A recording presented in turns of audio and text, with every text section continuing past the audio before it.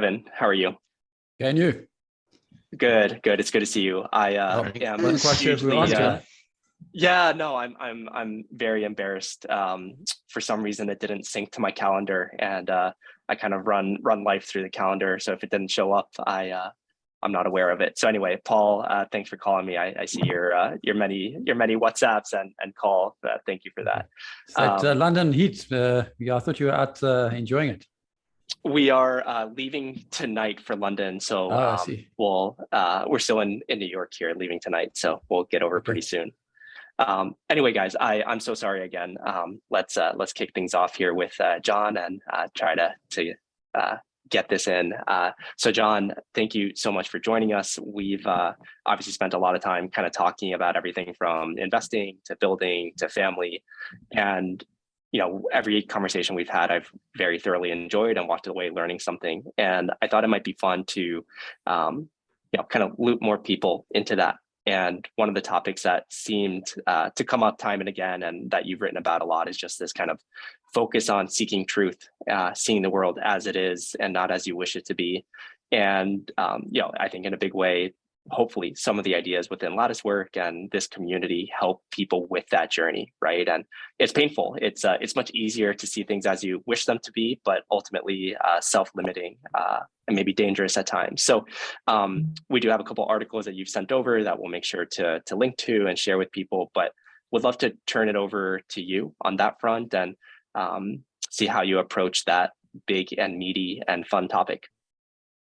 Yeah, sure. Yeah, thank you for having me, and excited to talk about this. As you know, there are, I think, unfortunately, few people willing to kind of go this direction, and I don't quite know why that is, but it has always kind of seemed fairly obvious to me that understanding how the world really works and then aligning your actions to that would be far less frustrating and far more effective than having some perspective on how the world should work and operating that way.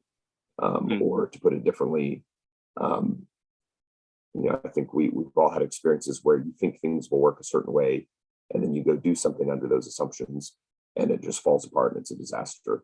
And I think, even just being fairly selfish, I think if you want to be effective in whatever you're doing, you want to find the most direct route there, and the most direct route there generally seems to be figure out how the world really works and then act accordingly, and then you'll get there. And obviously, the spider webs into really all of the disciplines: how people work, how communications work, how companies work, et cetera, et cetera. And I'm really interested in all of those. But sitting behind all that was kind of this, I think, relatively early realization that if I could just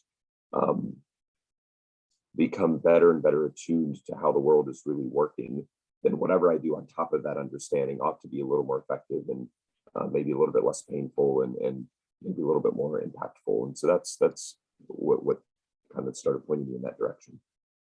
And what, did you think about this more so from like your operating building experience when it came to family? Obviously it all kind of ties, but where did this journey start for you, I guess?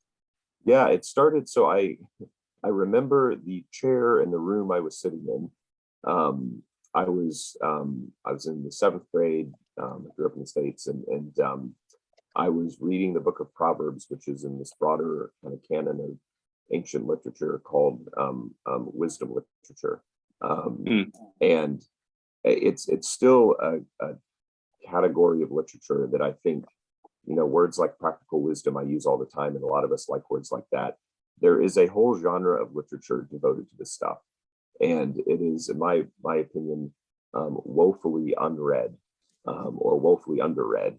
And so anyway, I was reading the book of Proverbs, and the book of Proverbs is not all of it, but most of it is what some would consider to be the wisest man that ever lived, King Solomon, kind of saying how the world works. And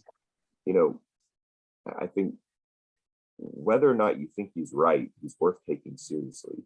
I've found reading Proverbs and Ecclesiastes and other wisdom literature, it's sort of like hard candy, right? You kind of have to like chew on it and slowly ingest it and be wildly confused by it and go live a little while, and then a year later you realize, oh, that's what was meant by that phrase, and so on. But really, my takeaway that day in seventh grade, and my takeaway ever since, has been there is a fabric pattern to how reality works. And I think it would be hubris to think that we can know all of it. But I also think it would be misguided to think we can't know any of it. And so for me, I mean, all my pursuits downstream from that have been, I want to know how I work as a human. I want to know how groups of people work. For me, that's often been in some kind of business context.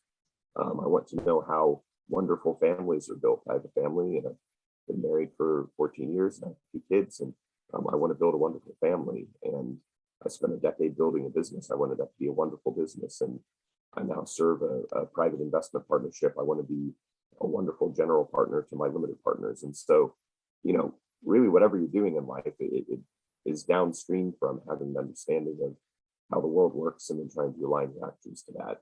And so that's kind of what kicked it off. And then all of my many pursuits, and I'm happy to talk about whatever you like, have really, the root of all those has been, okay, how does this thing, this system, this group of people, this whatever, how does it really work? And then how can I align my actions so I can be most effective in doing it?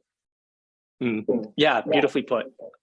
I think if it makes sense to start here, John, I think, the types of ideas that get me excited are those that are like multi-domain, right? That can help you with business and life. And, it's kind of like that foundational layer that I think if you understand it deeply for yourself and what that means to you, it has these like downstream impacts on everything.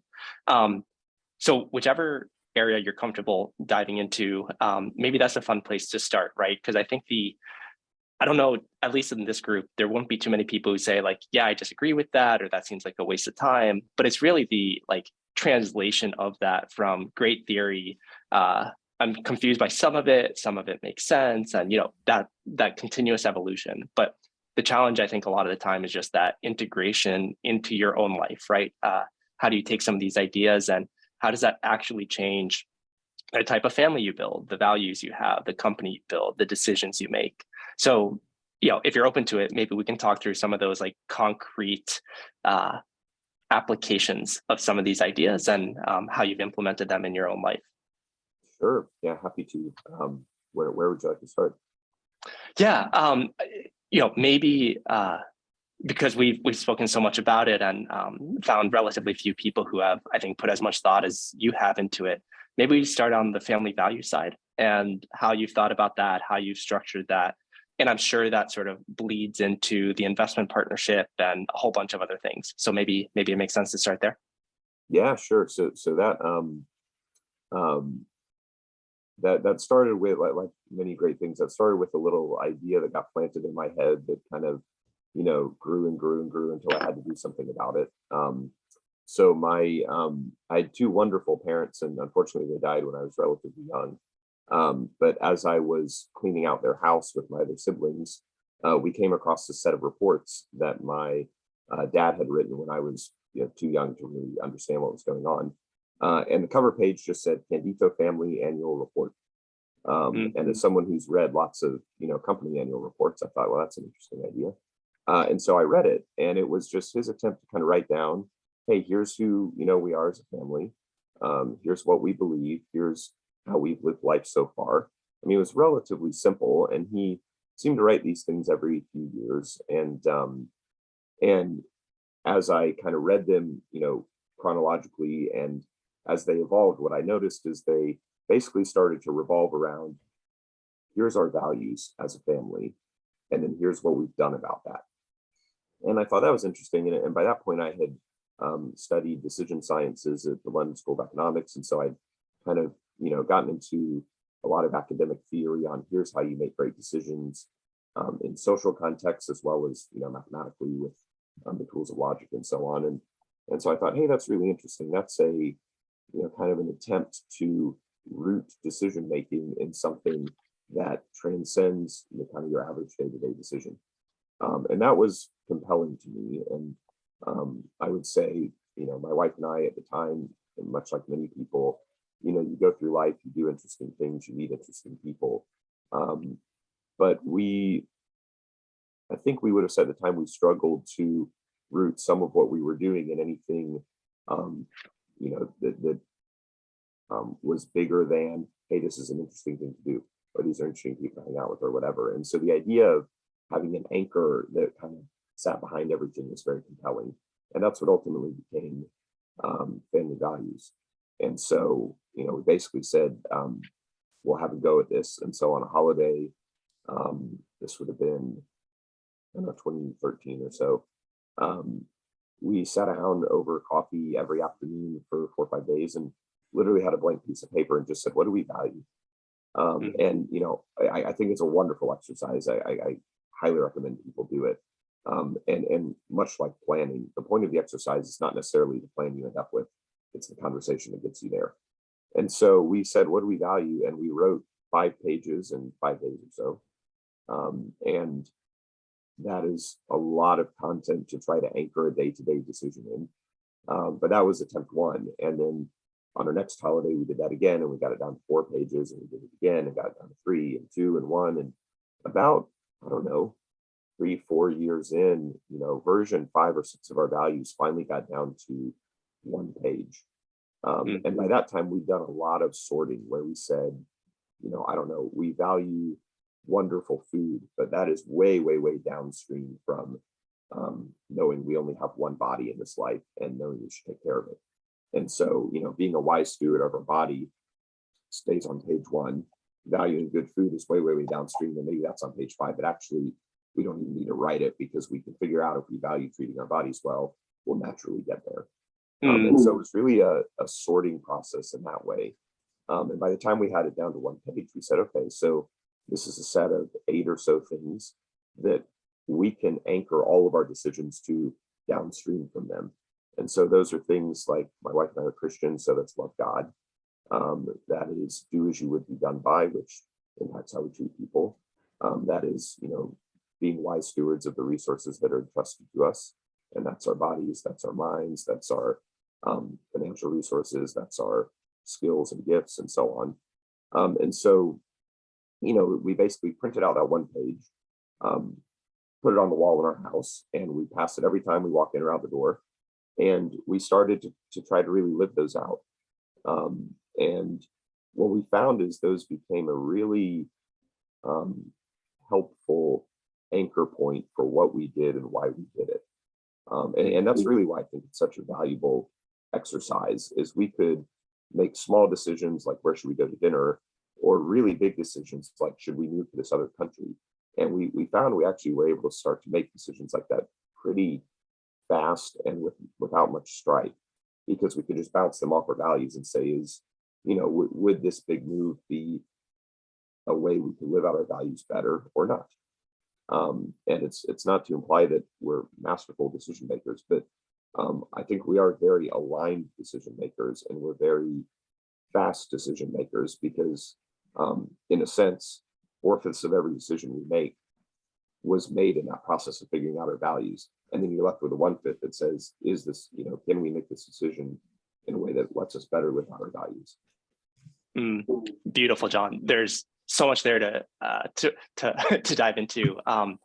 I'll share a couple things that sparked in me with that, where a good friend made the analogy that most people think of life kind of through a Word doc type thing, but you really need to think of it as an Excel doc, right? And you use the word like downstream, but I think that's such a good way to sort of think about these values, right? Like it should connect, like cell A1 with, cell D23, and like if you change this thing over here, like it does impact things downstream. So I think having that mindset and trying to get to that, whittle away to that 1 pager that informs sort of everything else.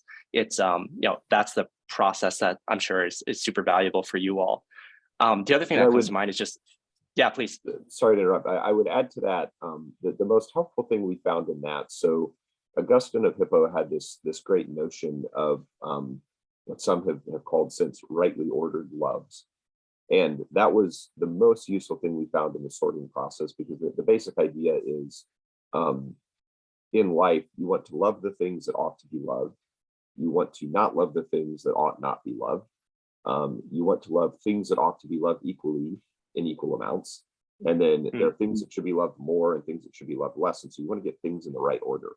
And I found that enormously clarifying. It's sort of a, you know, ancient application of what I do with modern technology in a mind map.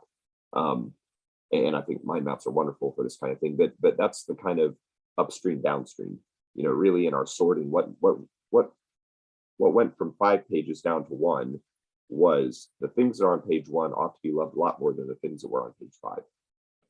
And what we found, to your point, back to A1 connecting to D12 and so on, is actually, it is in a sense a logic tree where I can start with, you know, do as you would be done by, and tell you all of the ways I try to treat my limited partners in my partnership. And it all rolls back up to that. But then of course I've got to figure out, how do I do as you would be done by in an investment model, in a fee model, in a communications model, and et cetera, et cetera.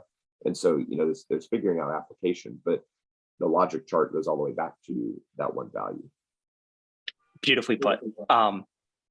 I think a good self-selection filter for a partner is, are they willing to do this with you on holiday? That's the other thing that sort of struck me. You know, probably, at least I was too immature when I first met my wife to like think of these things, but it's probably a useful thing to do before you have kids, and, you know, say I do and all that. So that's another thing that comes to mind. They're like using this as a helpful decision, like prism. I would love to hear you talk a little bit more about that, right? Because I think what is maybe misunderstood, or like, why is this process worthwhile, and it's difficult and it takes time. I think a lot of the times the like final output is a little bit like abstract or obscure. And I found, like, talking to people and trying to get this across, like, once you get this in place, it helps make decisions easier, faster. You can make them more confidently. Whether it's an example or, you know, just like double clicking into that, like how you've thought about that process of whittling down the values and how that impacts your behaviors, your actions, your decisions. Would love to just hear you talk a little bit more about that. Yeah, absolutely. And this kind of connects a couple of threads we've opened up. So for me, values and everything else all starts with a pursuit of wisdom. And wisdom is really that, you know, truth is how the world really works. So I think the lattice work and other community, you know, there are certain people in the world who say, I actually care more about how the world actually works than how I want it to work. And that's what I love about lattice work and other communities. And so there's figuring out how do things really work. Wisdom is just aligning your actions to that. And so for me, there's kind of this always back and forth. How does the world really work? And how can I change my behavior in light of that? That's the starting point. Values are then just, you know, what do I value? Because that's going to help me prioritize things and so on and so forth. So there's getting wisdom, articulating what I value, living that out, and then creating feedback loops to that. And so the reason I publish websites like howwewantolive.com and stuff like that, or putting my family values on my website and stuff, is I genuinely want to be talking about this stuff. I mean, I'm certain, you know, the main thing that wisdom literature will teach you if you spend enough time in it is we're all pretty unwise. Or you know, often the word fool is, I mean, the word fool is probably the most common word in wisdom literature, and I don't think that's accidental. And so, you know, for me, kind of zooming out, I thought, okay, I want to be inspired by my father and write my family values and live those out, but I don't have good reasons to think that, you know, I'm going to get all this right. And so for me, it's a matter of seek wisdom, write down values, seek to live them out. And even just by trying to live them out, you get feedback on them. And that's why mine have refined slowly over the years. But then also doing this in public in some way, and sharing it and talking about it and dialogues like this, you get more feedback. And that goes back to wisdom, values, live it out, feedback, wisdom, values, live it out, feedback, and so on. So that's kind of the broad framework. When it comes to specific application, I don't know, one of the, I think, very fair challenges when I was thinking about starting an investment partnership that was brought up to me is, does the world really need another investment partnership? And the answer is absolutely no. I think there are about 10,000 of these that we know of, and there are probably more. And so I thought about that for a little while, and really the genesis of the partnership and the reason I decided to launch one anyway was the founding partners of the partnership. They weren't going and talking to 10,000 partnerships, right? Effectively, what I found was these were people who are now partners who I knew I could serve well. And so that foundational value, do as you would be done by, and being a wise steward of the resources entrusted to you and so on, I was at a moment where I could live out those values in the context of a partnership. And that's why I started the partnership. You know, the partners that are in the fund by and large still, they're not in 25 partnerships, and they're not trying to be in 25 partnerships, and they have certain criteria and values, and those are theirs. But what happened was we found an alignment of values amongst a small group of people, and the partnership was a way, an investment partnership was a way to live that out. And that seemed to me to be a reasonable reason to do this, as opposed to, I don't know, whatever other reason somebody might pick for starting a partnership. Yeah, that makes a ton of sense. I think if you're open to talking about it, we've spoken about how you think about communicating with your LPs. And I think it's just, like a subset of what we're talking about of, kind of foundational layer. That's like, what you love most, let's say, and then you build on top of, like, you stack rank how you think about that. So just another kind of practical application of this feedback loop type. Would you mind talking about that a little? Yeah, absolutely. Yeah. And with the enormous caveat that everything in this conversation is figuring it out as we go along, which is part of why, I am very excited, not just to share this stuff, but really mostly for feedback on it. I certainly don't think I have it all right. I have tried to be very intentional about how public I am about it. And to the extent that helps people, I think that's wonderful.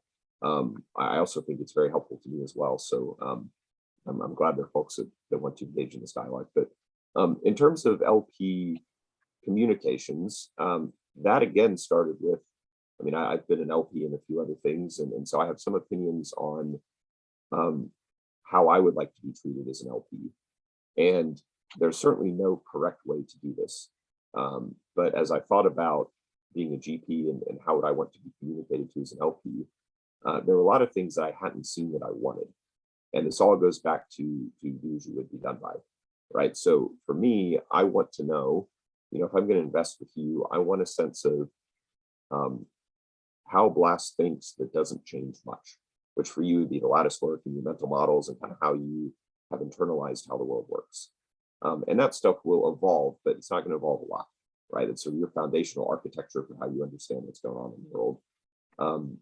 On top of that, I want to understand how you're thinking about the world as it's evolving. So you kind of use that set of mental models and say, okay, in this strange world where, I don't know, the ECB just decided today to end this weird 8-year experiment of negative interest rates, right? How would Blas internalize that? What does he think that means for the world? And then on top of that would be whatever you're doing about it, meaning we, therefore, because we think about the world this way and we see the world evolving this way, we have invested in this company, or we sold a position or whatever we did. And so that's kind of how I've structured LP comms. And this is still a work in progress, but there's what I think of, I call them primitives. But there's kind of the foundational architecture of how we think about the world. There's how we see the world evolving in that light, and that's mostly what ends up on my blog. And then there's, okay, because of that, we invested in this company, or we sold it, or whatever, and that's mostly private letters to LPs. But that's kind of been, and I think most LP comms, at least that I've been exposed to, are just that kind of like the tip of the pyramid. It's like, hey, we bought this company, we sold this company, and what I really wanted, or what I thought my LPs deserved of me was, what's behind that, and what's behind that again. And this is all in the name of, getting better, but also taking out risk, right? I'm sure there's a mental model that all of us on this call have, and we're all dead wrong about it. And if we're not being clear that I use this mental model to understand the world this way, which led to buying this company, if we don't have that whole chain, it's very hard to figure out that we're all just wrong about that mental model. And so that's sort of the connection. And you can see how that also, same for decisions, right? My wife and I make bad decisions all the time. And often we can figure out, okay, this was just a bad application of this value. Or sometimes it's actually maybe we don't have that value quite right. I mean, you see this all the time in places like food, right? Like we want to be wise stewards of our bodies, and it is really hard to figure out what not to put in your body. And there's some great, grandma's wisdom of like, don't eat things where you can't pronounce the ingredients. And I think that's wonderful. But there's also some wonderful science that's been done, and you end up with these great ingredients that you can't pronounce. And so those are hard things. And but if we're clear that we started with, we're trying to be wise stewards of our bodies, we can then evaluate where we get it right and where we get it wrong, and hopefully get better in the process. So it brings up a really interesting point. So I think something you said around like if you define the values and then live them out, you're at least aware of some like cognitive dissonance, right? Because like if you don't really define them and you act one way one day and another way the other day, there's not a lot of accountability, right? Like you might get, slapped in the face in some way by life, and maybe you use that to learn. But just being aware of kind of where you plant a flag in the ground, that sort of orients you, right? And I think, like you said, like it's the process as much as, maybe not as much, but the process certainly helps in that, living it out and seeing where you're drifting and, aligning yourself a little bit with that.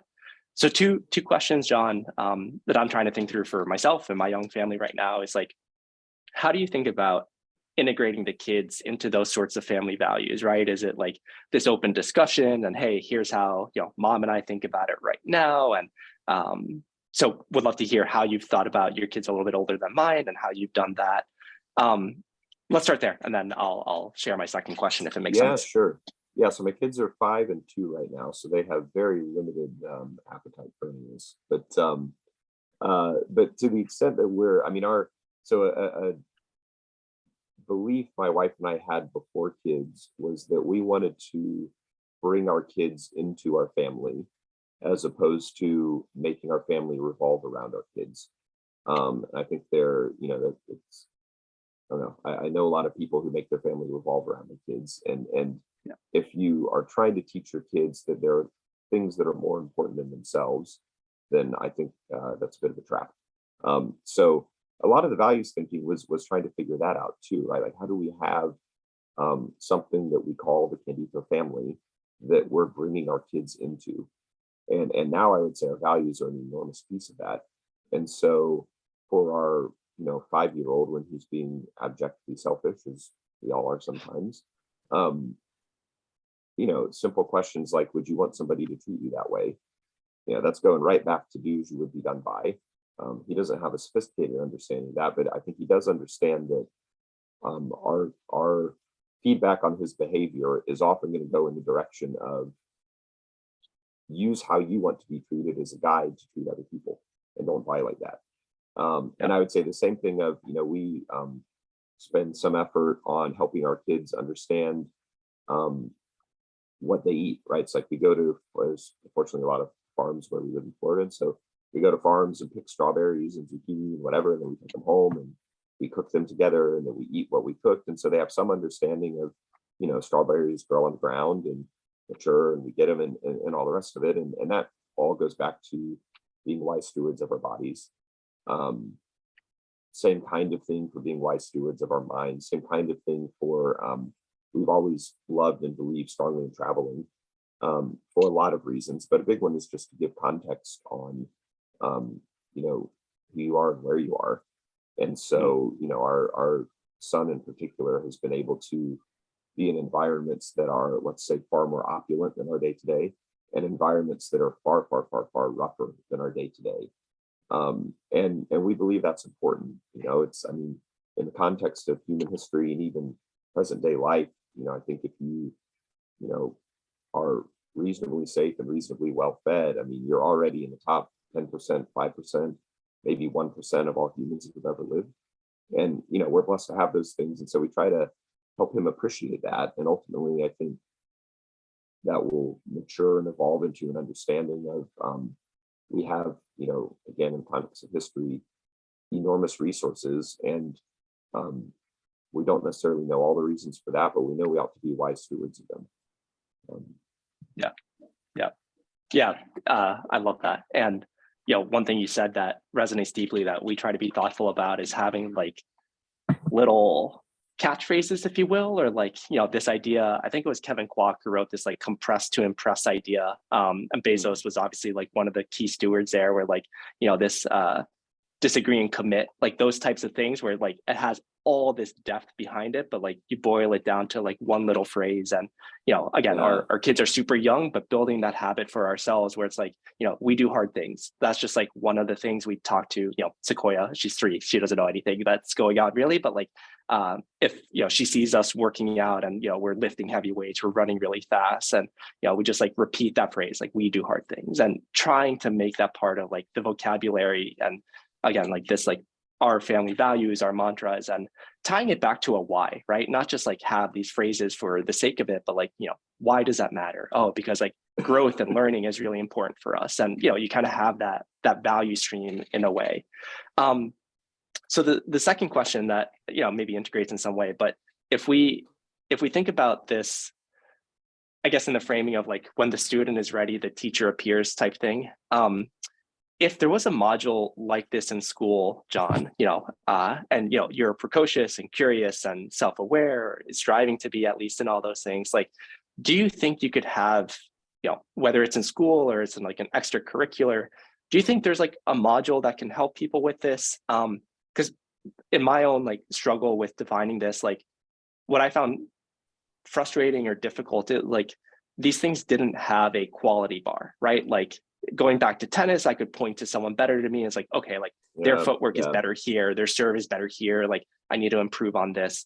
But with these, more complex or abstract things in some way, like it's hard to know like what better is and have a model for it. So that's maybe a lot of questions in one, but like, can it be taught, or does it have to be like, self-taught, or how would you think about that?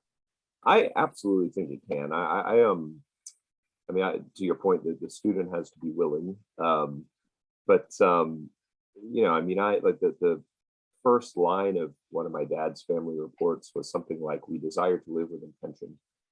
And anybody I know who is, let's just say, engaged in life and want to do interesting things and great things, but nobody disagrees with that.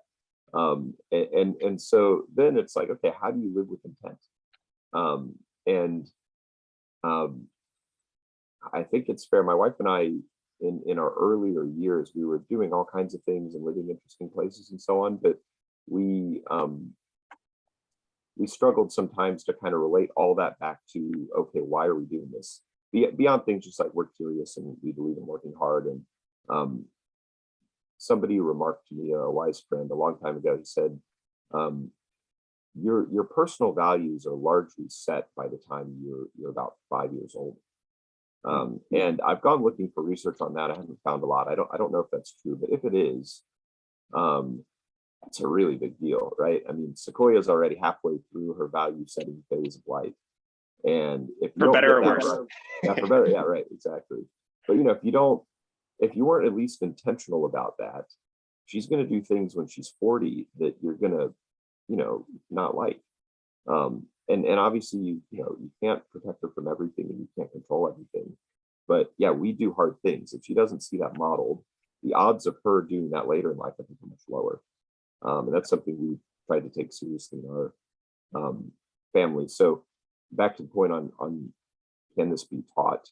When I was studying decision sciences, I think the most useful thing I heard in the time I did that was this idea that so there's this kind of subset of decision sciences. It's sort of like values-based reasoning, so to speak, and it's a lot of logic, but it all just goes back to what you value. And so the example was given to me in some class. If you are an options-based thinker and you're hungry, you walk over to the refrigerator, you open it, you see what food's inside, and you pick your most preferred option, and you eat it. If you're a values-based thinker and you're hungry, then you don't actually start with the fridge. You sit there and you say, what can I eat that would align with my values? And that might be you need a pizza because every now and then you treat yourself with a pizza. That might be you've committed to only eating healthy meals, so you need to go find a healthy meal. But the point is you start with making the decision before you assess what options are available. And once you make the decision, then you go to the fridge, and if it's there, you get it. And if it's not, you figure out how to get it. And I I don't think that's rocket science, right? I mean, that's just being intentional about saying, I don't want the options around me to dictate how I behave. And in the same way that I think, everybody should be taught basic personal finance, and basic personal finance isn't hard, we just don't teach it. I think we could teach basic, kind of values-based living. And I really think we could do it in a way that, I've been careful not to um, advocate what I do. I mean, this is going to look different for everyone, which is part of why I'm so eager to discuss it with people, because, some people are going to have value sets that are wildly different from mine. And I want to know, why, and tell me about that. And maybe I haven't thought about something and all that. So, I think you can teach it as a framework and as a way to live life, and then let people do with it what they will, just as people learn about personal finance and then figure out their own system for enacting that. Mm. Yeah.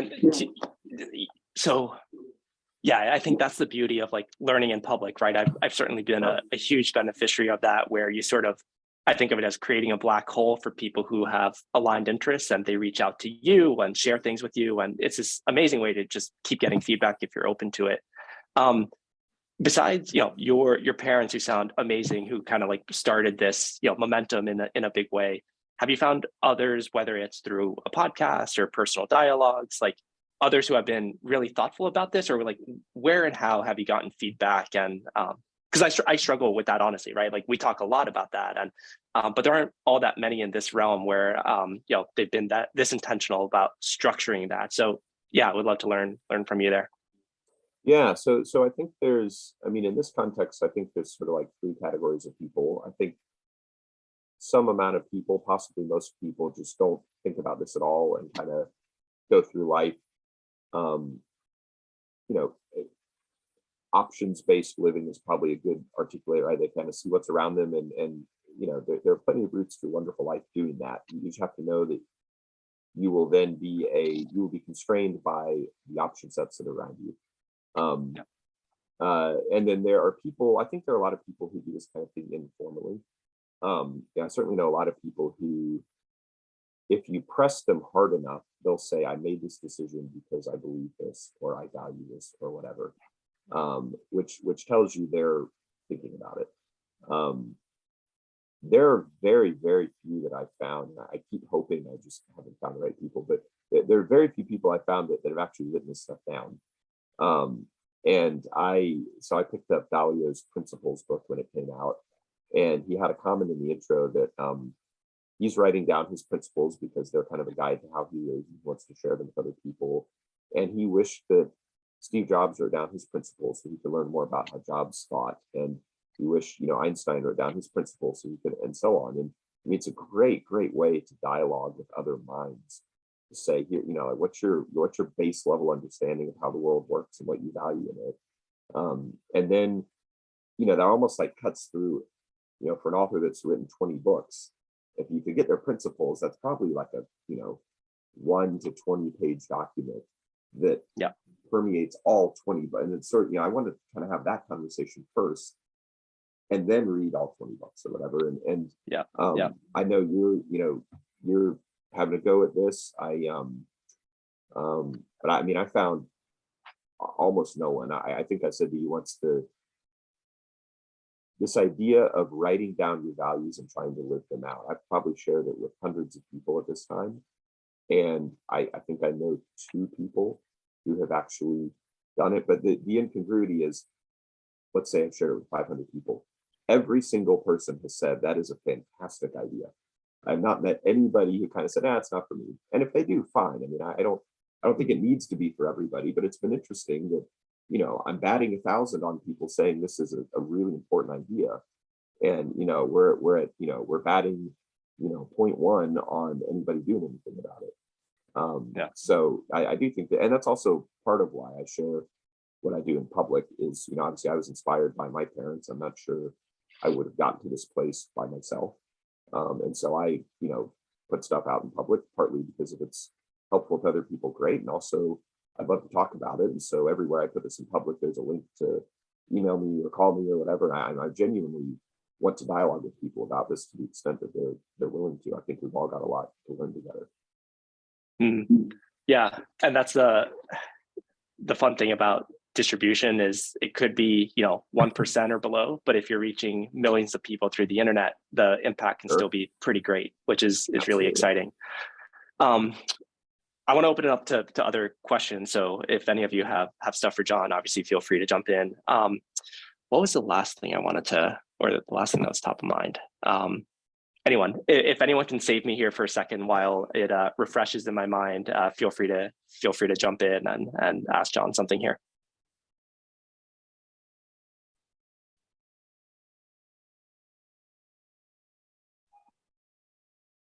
All right, so we have from Ben here. What strongly held belief do you have that most people disagree with? Oh, good one. Yeah, turning my own questions on me. I love it. So I'll answer that in a few categories. So in the investing world, very simply, there was this mathematical error made 70 years or so that basically said volatility is risk.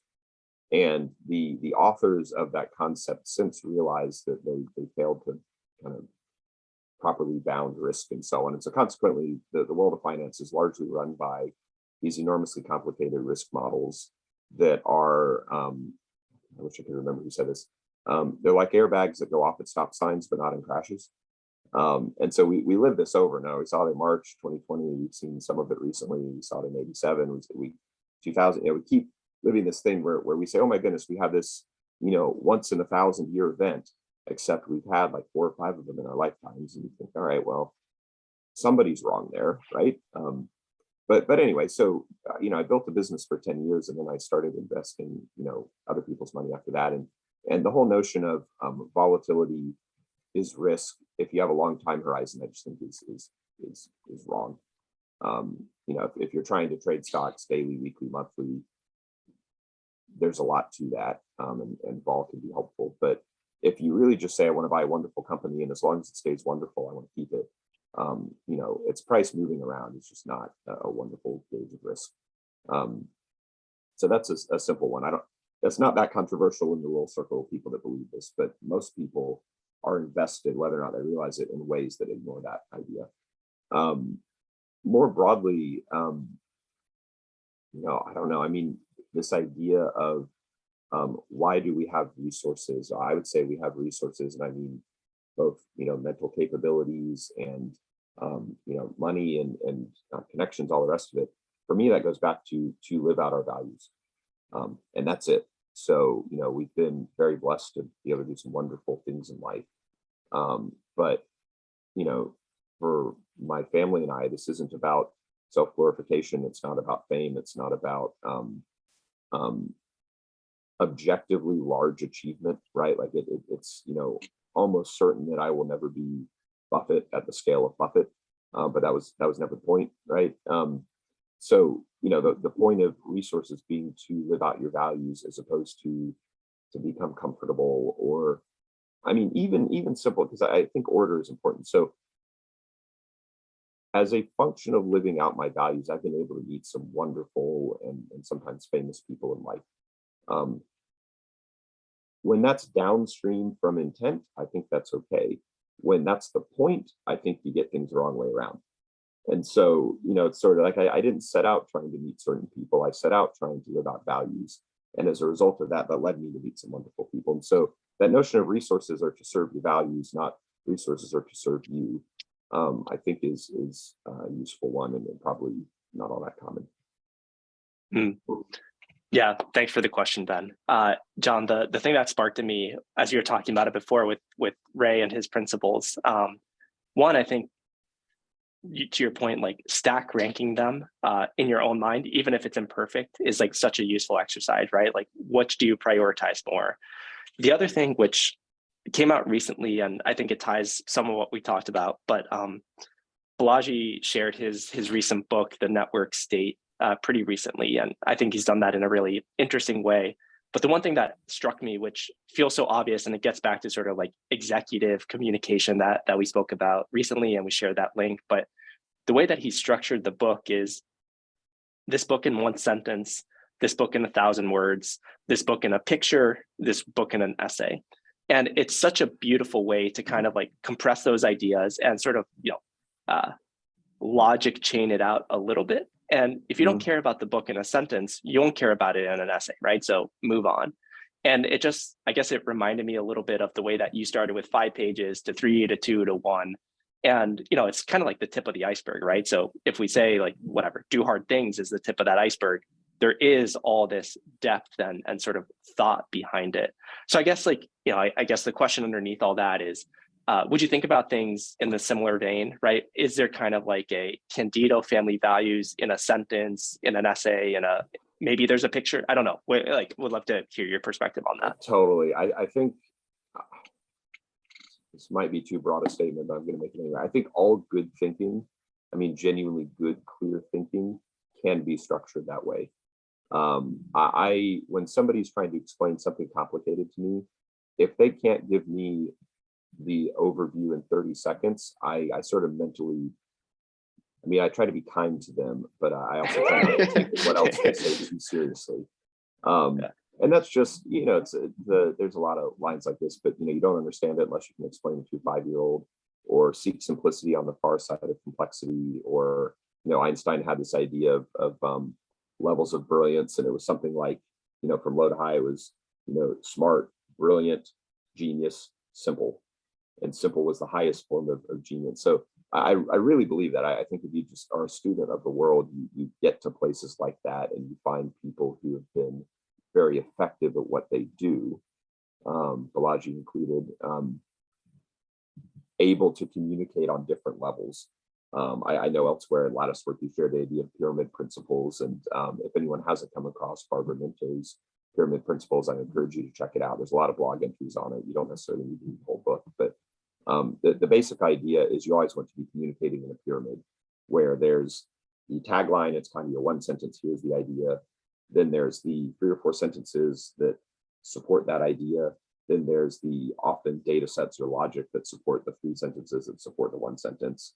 And that can go on forever. You'll notice my framework of how I communicate with LPs is the same. There's the base of the pyramid is the primitives, and then there's the kind of how the philosophy is playing out in life, and then there's the what we did about it positions and stuff. And I think that's really just a really powerful way of communicating. So, I mean, I'm happy to riff on this all you want, but broadly, I would say yes. I think that's the idea, and that's part of why going from 5 pages to 1 was important. Is I don't think we actually understood our values very well at all when they were 5 pages long.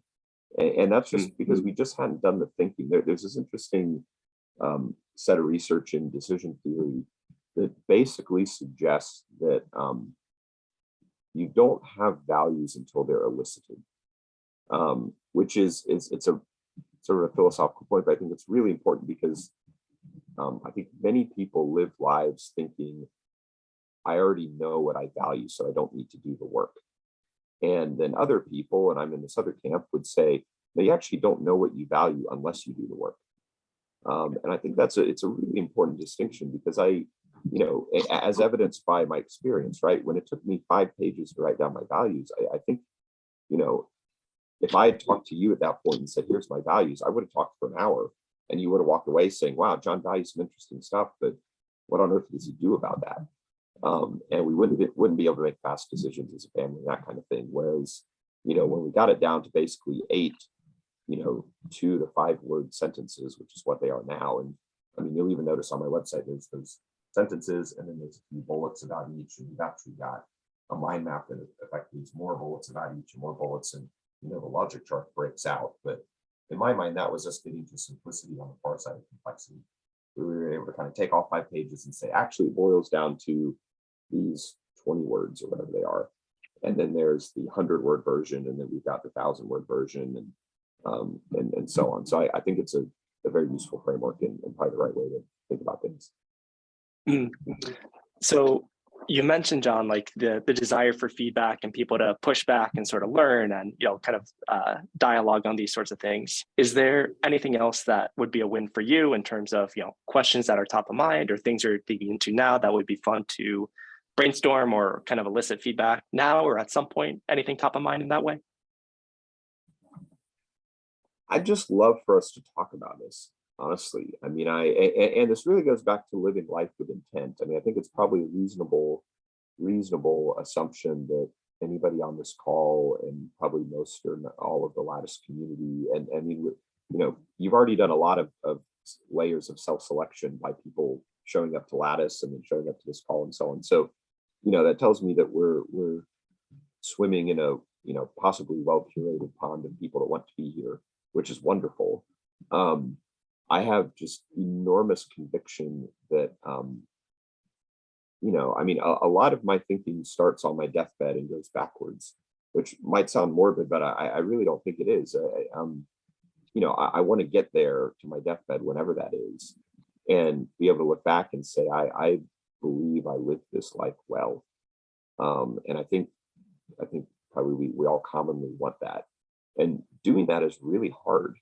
There's a lot of distractions. There's a lot of things you have to deal with, whether or not you want to.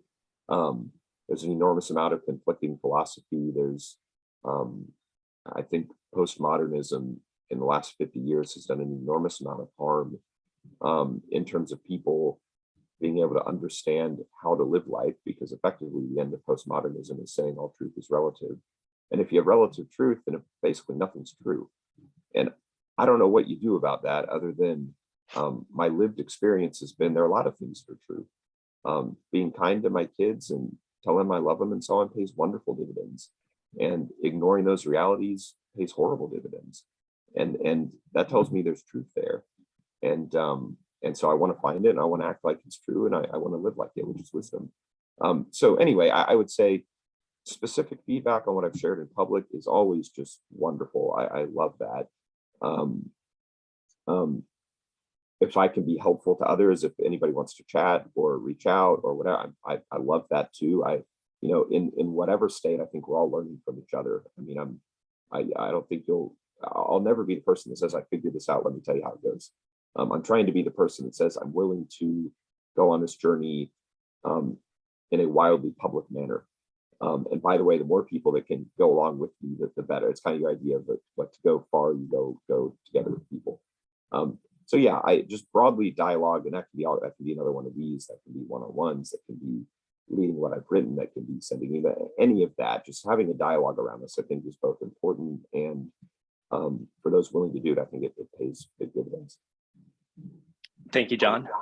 Yeah, selfishly, I think it'd be enormously fun if anybody does have, you know, even if it's informally sort of family values that they'd be willing to share. I'd love to see that. And the principles book across people, I love that idea. I mean, it'd be amazing to see how, yeah, Jobs stack ranked his priorities, his principles. And yeah, maybe we can collectively do that as a community, right? And maybe what you do with your family is different than what we would do as a community, but why and where does it differ and how does it differ? So yeah, again, John and I have been on this journey for maybe about a year now. I've learned so much from him. It would be amazing to loop others in, and you know, maybe we can create some sort of quality bar or at least dialogues around it, because it's one of, you know, maybe it falls into this like category of important but not urgent, and therefore like always gets you know, delayed or procrastinated. And you know, up until a few years ago, I didn't even know this was a thing you could or should do, right? I just had never really heard people talk about it. And my parents are amazing. It's not like they neglected, but it just like it's not a normal thing, let's say, right? So yeah, John, thank you so much for your time today. I apologize again for being late, and thank you all for joining here. Yeah, so I guess the ask from my end would be, if anyone here or who listens to this later has those family values, is willing to share it, either one-on-one or as a group, it could be an incredibly powerful community project of sorts, if you will. But in the meantime, the howwewantolive.com went live recently. It's amazing. John's Substack at phronesis, phronesis.substack.com is wonderful. Yeah, John, anything else? I guess this has been super fun. I thank you for your time. Yeah, no, thank you so much, and thank you for the questions, and thank you in advance for those that are, you know, willing to dialogue about this. And so, you know, my door, digital and physical, are always open. So no, thank you, and I look forward to talking more about this with others. Amazing. Okay. Thank you everyone for joining. We'll talk soon. Thank Take you. care, Thanks, everyone. John. Bye-bye. Bye, y'all.